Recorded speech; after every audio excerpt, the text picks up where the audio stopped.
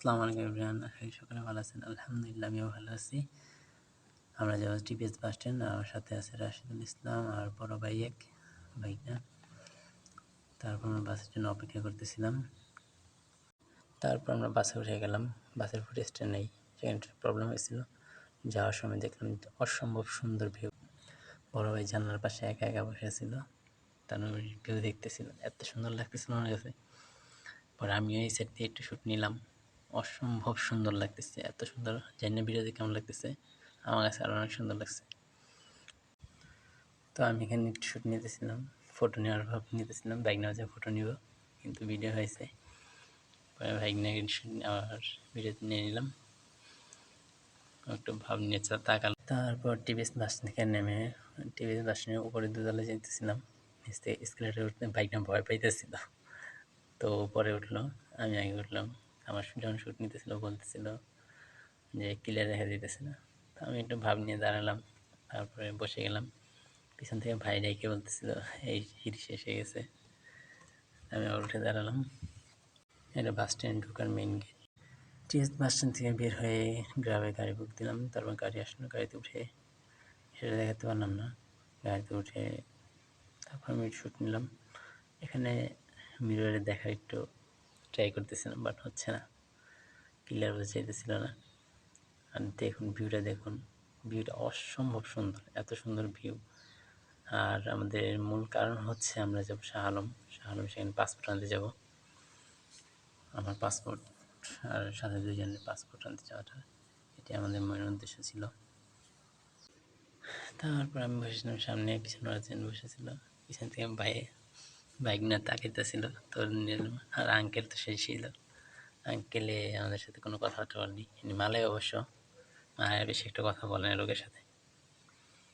দেখুন ভিউটা অসম্ভব সুন্দর। আর ওরা ট্রাফিক রুলসটা এত মেনটেন করে চলে। পাসপোর্ট, ভিসা, জ্বালানি কার্ড সব আমরা হাতে পেয়ে গেছি।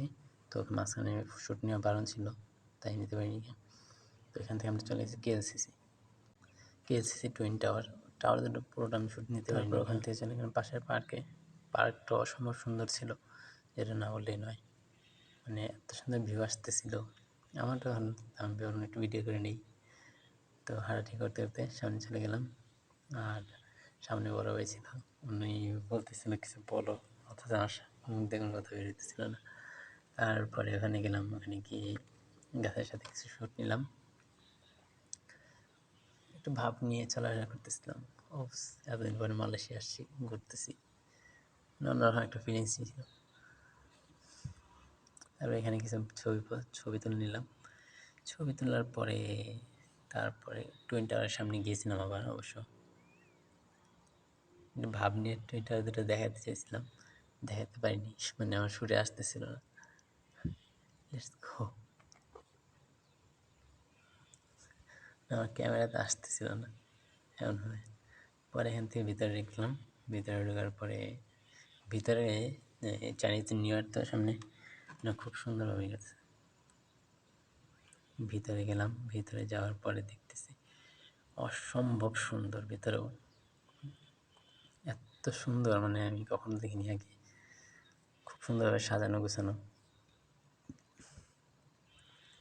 ভাই আমার সাথে সাথে চলতেছিল, ওনার থেকে আমি কোনো ভিতরে যেতে পারতেছিলাম না।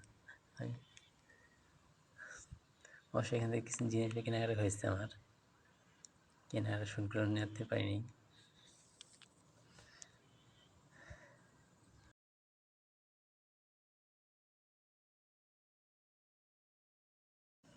খুব সুন্দর আসতেছিল, অনেকগুলো ছবি তোলা হয়েছে এখান থেকে, ছবিগুলো খুব সুন্দর আসছে।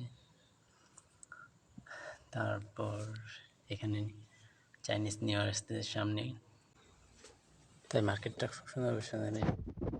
আজকের ভিডিওটা এই পর্যন্তই।